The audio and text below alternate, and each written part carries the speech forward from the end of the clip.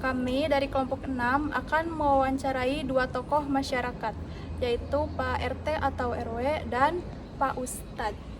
Bapak, izin kami ingin mewawancari Bapak. Ini ada tugas dari sekolah. Langsung aja ke pertanyaan. Bagaimana peran Ustadz dalam memberi bimbingan untuk masyarakat di sini?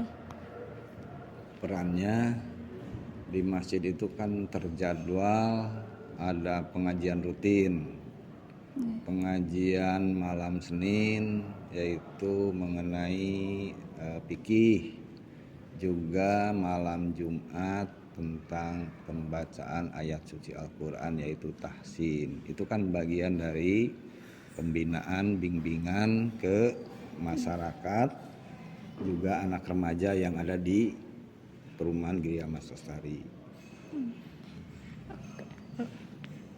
Terus apakah pengajian rutin untuk masyarakat? Apa? Pengajian rutin untuk masyarakat di sini? Iya, tadi pengajian rutin tentang kajian ilmu agama Islam, ya. Jadi mohon izin, Pak Haji, itu salah satu program dari PDKM dari sini. Oh iya.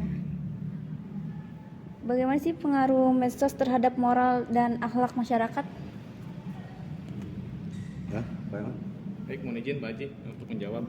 Dengan adanya program dari DKM, salah satunya bimbingan terhadap masyarakat juga ya, mengedukasi. Terus dengan adanya salah satu pengajian atau salah satu program dari Majelis Nurul Jannah ini, salah satu untuk membentuk karakter masyarakat yang beriman dan bertakwa ya Pak. Ya. Ya. Sinten? Untuk pertanyaan selanjutnya, apakah anak-anak di sini aktif dalam kegiatan keagamaan? Ya, anak-anak usia SMP itu 12 tahun ke bawah itu ada pengajian rutin setiap ba'da maghrib, ya, dengan gurunya sudah disiapkan di masjid, ya. Untuk pertanyaan selanjutnya, menurut Bapak, bagaimana pandangan sekitar tentang agama?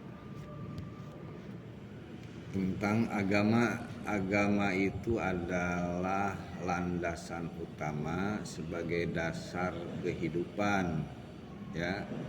Jadi mulai dari anak-anak, anak remaja maupun dewasa dan orang tua harus selalu meningkatkan ketakwaan, dalam artian harus mengikuti kajian-kajian tentang agama yang memang di masjid ini sudah diprogramkan, ya, untuk menambah pengetahuan tentang agama supaya kualitas ibadah di masyarakat khususnya warga muslim, ya, taat kepada Allah Subhanahu wa taala.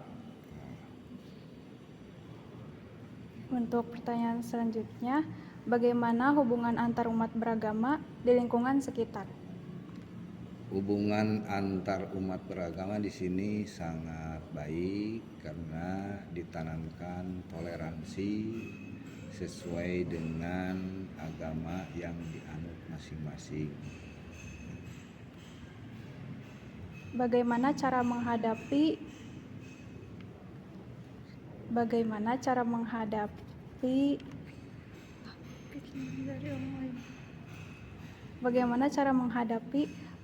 fitnah dari orang lain?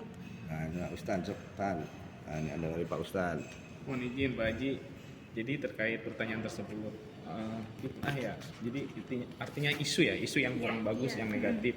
Kita kembali lagi ya, tujuan kita pertama kan untuk membimbing masyarakat, khususnya yang kaum muslimin agar lebih meningkatkan lagi terkait dengan ibadahnya, sehingga feedbacknya ke masyarakat ya tadi hubungannya jadi toleransinya jadi bagus, kerukunannya jadi terjaga, mungkin seperti itu.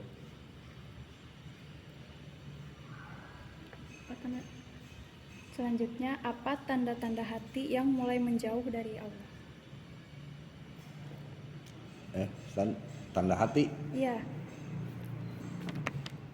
Ya, tanda hati itu kan yang menjauh dari Allah itu kita sebagai manusia tidak luput dari kelemahan dan kesalahan. Ya. Nah, itu tandanya apabila kita banyak melakukan kesalahan, hatinya jauh dari Allah, ya, tidak mematuhi aturan-aturannya. Tapi walaupun demikian, maka selalu ada pengingat, ya dengan kajian-kajian buku kajian tentang Islam, maka manusia itu selalu diingatkan oleh mendengar ceramah, membuka YouTube yang kaitannya dengan ceramah agama, maka manusia itu ada perubahan-perubahan ke hal yang positif. Untuk yang tadi mohon izin menambahkan ya Pak Haji, kembali ke pertanyaan awal terkait dengan agama itu apa. Ya kita hidup itu memang harus dasarnya agama. Ibarat hidup kalau nggak ada agama ya seperti dalam kegelapan ya Pak Haji, ya seperti zaman dulu jahiliyah. Jadi memang penting sekali seperti itu. Apalagi kita seorang muslimin sudah jelas Harus beriman. lingkungannya seperti itu. Untuk pertanyaan selanjutnya, apa kunci utama agar hidup penuh berkah? Ya, kunci utamanya harus bersyukur, ya. Minimal kan bersyukur itu dengan bacaan hamdalah, ya. Nah itu, dan setiap langkah kita, perilaku kita, ucapan kita harus sesuai dengan ajaran agama. Maka kalau perilaku kita sesuai dengan ajaran agama, maka dan juga tidak meninggalkan kewajiban yang sudah diatur oleh agama dan sudah dicontohkan oleh Nabi kita, Nabi Muhammad SAW, maka hidup kita itu akan berkah. Pertanyaan terakhir, bagaimana cara mengembangkan kepribadian yang baik? Ustaz. Oke. Bagaimana mengembangkan kepribadian yang baik? Yang pertama tentunya kita harus kembali ke ajaran Islam. Insya Allah dengan kita mengikuti yang diajarkan oleh Rasulullah, panduan kita kan satu, ya, Al-Quran dan Sunnahnya Rasulullah. Kalau itu dijalankan semua, insya Allah itulah satu pedoman hidup kita, Al-Quran dan Sunnahnya Rasulullah. Cukup bagi umat muslim itu satu panduan hidup, pedoman hidupnya. Al-Quran dan Sunnah. Al-Quran dan Sunnah. Al-Quran kan kalam Allah, firman Allah, sedangkan Sunnah itu adalah perkataan dan perbuatan Rasulullah. Jadi kalau itu dilakukan, jadi pedoman hidup kita, insya Allah hidupnya dalam keberkahan. Kan seperti itu ya Pak Haji? Iya. Baik, untuk Pak Haji, terima kasih udah mau mewawancarinya. Cukup sekian. Wassalamualaikum warahmatullahi wabarakatuh. Waalaikumsalam warahmatullahi wabarakatuh.